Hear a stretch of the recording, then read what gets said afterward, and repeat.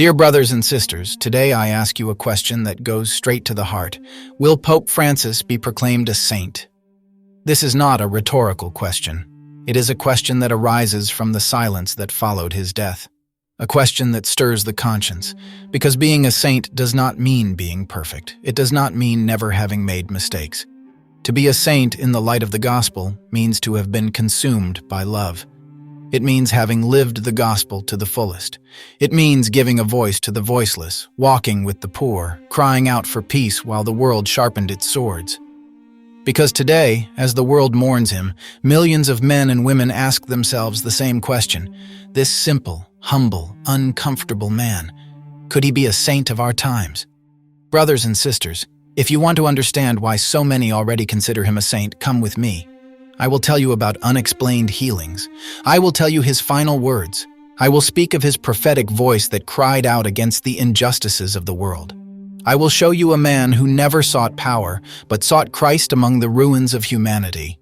And once you have heard this story, it will be up to you to answer, is this the man the church should proclaim a saint? Brothers, when God chooses a servant, he leaves signs that speak louder than words. And around Pope Francis, these signs shine like beacons in the night. In the hearts of the faithful, from every corner of the earth, stories are told of healings, conversions, awakened souls. These are stories of ordinary people, touched by grace through a man who became a channel of God's love. Think of Julia Bruzes, a young girl from Brooklyn, confined to a wheelchair with no diagnosis, no hope. In 2015, during Pope Francis's visit to New York, he saw her in the crowd. He stopped, laid his hands on her, and blessed her with a look that seemed to say, God sees you. 5 days later, doctors finally discovered the cause of her illness, and Julia began a path of healing. With tears in her eyes, she said, I will walk again thanks to him. Her family, Catholic but not practicing, returned to the faith, seeing in that gesture a miracle of body and soul. Remember Gianna Massiantonio, a newborn in Philadelphia, diagnosed with an inoperable brain tumor. In 2015, during a public audience, Pope Francis took her in his arms, kissed her forehead like a father blessing his daughter. Shortly afterward, doctors were speechless. The tumor had shrunk and disappeared against all medical logic. The parents, on their knees, cried out, It was God through the Pope. That kiss not only healed Gianna, but restored hope to a broken family, reigniting their trust in the Lord. And then there's Avi Cassidy, a child with Down syndrome, born with 2 holes in her heart deemed incurable by doctors. In 2017, in Rome, Pope Francis blessed her, placing his hands on her small body with a tenderness that moved everyone present. A few months later, the holes closed on their own. The mother, her voice trembling with emotion, testified, We saw the hand of God working through him. That blessing was more than a gesture. It was a bridge between heaven and earth. These events have not yet been officially recognized by the Church. Doctors shrug, unable to explain. But the families, with hearts full of gratitude, speak of miracles. And we, brothers, know that miracles are not just physical healings. Every time Francis embraced the outcast, forgave a sinner, brought a soul back to God. Wasn't that a miracle of the Spirit? Tell me, when a man brings hope where despair reigned, isn't that already a sign of Christ's presence? Pope Francis never silenced the gospel, not even when illness tightened its grip, not even when his body bent under the weight of the cross. His final public words, spoken on April 20th, 2025, during the Urbi et Orbi blessing, became like a testament and a guide for these difficult times. With a frail voice but a heart burning like the fire of the Holy Spirit, he said, There can be no peace where there is no religious freedom, or where there is no freedom of thought and speech and respect for others' opinions. There can be no peace without true disarmament. Reflect on this, brothers. In a world that spends trillions to build weapons, that sows death while children die of hunger, Francis cried out an uncomfortable truth. Peace is not built with weapons, but with mercy, with dialogue, with love. This was not a political speech. It was the gospel of Christ proclaimed to his final breath. And they were not just words. In the final days of his life, as his body failed, Francis called daily the parish priest of the small church of the Holy Family in Gaza. Every day, in silence and away from the spotlight, he wanted to hear the pain of those living under bombs, to pray with them, to be present. He didn't do it for the cameras, but because he knew a shepherd never abandons his flock. Weeks earlier, he had called for investigations into the possible genocide in Gaza, a stance no one in the West dared to take. This is because Francis was an uncomfortable pope. He wasn't afraid to be misunderstood, to be criticized. Like a faithful disciple, he carried the cross of truth, knowing that the price of justice is often solitude. Isn't that, brothers, what holiness is? Isn't that the courage of someone who lives for Christ even when the world turns its back? Brothers and sisters, the legacy of Pope Francis is not measured in documents or titles, but in a vision that smells of the gospel, that recalls Francis of Assisi, that sings of God's love for every creature. It's a legacy that challenges us, that calls us to conversion, that invites us to live like Christ.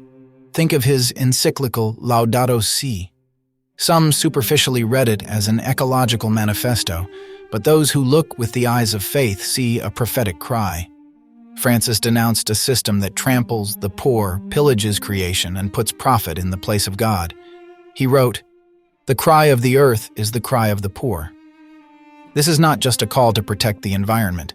It's a call to recognize that every injustice against our brothers, every abuse of creation, is a sin against the Creator. Laudato Si is a treatise of moral theology, a call to live integral ecology, where love for God, for mankind, and for the earth intertwine in one hymn of praise. Francis called the Church to be a field hospital, a place where the wounds of humanity find healing, and he himself was a doctor of souls. He washed the feet of prisoners, embraced refugees, comforted those cast aside by the world. He asked forgiveness for the sins of the Church, from the Crusades to abuse, showing that true greatness lies in humility. He threw open the doors of mercy, reminding us that God never tires of forgiving.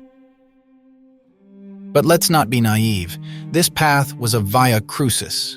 Francis was criticized, misunderstood, even opposed. Some accused him of being too progressive, others of not being firm enough. Voices inside and outside the Church judged him, but he never stopped. Like a disciple of Christ, he carried his cross with joy, knowing the Lord walks with those who love without reserve. Yet look what he accomplished. He brought the gospel to the most forgotten places. He made the voice of Christ resound in a deaf world. He showed that holiness is not a privilege for a few, but a calling for all. Does he not call us to be doctors of souls, peacemakers, defenders of the least? Today we ask, will he be proclaimed a saint? The Church will make its discernment in its own time, with its own rules. There will be investigations into miracles, processes, verifications. But brothers, let me tell you an eternal truth. Holiness is not a title written in a book. It is not a worldly honor. Holiness is a life given, a heart that beats for Christ, a soul consumed by love. Pope Francis gave everything. He gave his heart to the poor, his voice to the forgotten, his life to God. We saw him bend down to the outcast, cry out for justice, love without calculation. In him, we saw the face of Jesus, the suffering servant who takes upon himself the wounds of the world. We don't know if his name will one day be etched into the liturgical calendar, but we know his life is already a hymn to the glory of God. Is this not what makes a man a saint? Is this not what the Lord asks of each of us? To live for him, to die for him, to love like him? Without Pope Francis, the world feels colder, more lost, farther from the light. But his voice has not gone silent. His words are alive. They are fire burning in our hearts, seeds ready to grow. Peace is not achieved through rearmament. The Church must be a field hospital. Who am I to judge? The cry of the earth is the cry of the poor.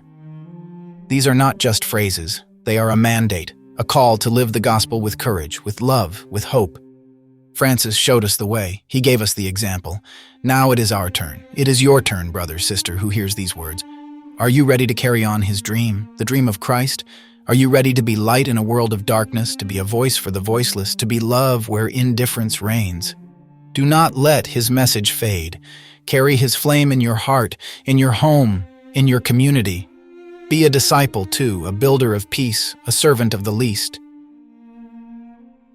If the life of Pope Francis has touched your soul, if his example has drawn you closer to the heart of God, do not remain silent. Leave a comment below. Share what this servant of Christ has meant to you. Share your faith, your hope, your story. Spread this message to those seeking light in the darkness. Join us because the gospel is a path we walk together. Saints are not only in paintings or statues, sometimes they walk among us with worn sandals and hearts full of love. And their voice, like that of Francis, continues to guide us toward Christ today and forever. May the peace of God, the peace that Francis sought until his final breath, accompany us and transform us.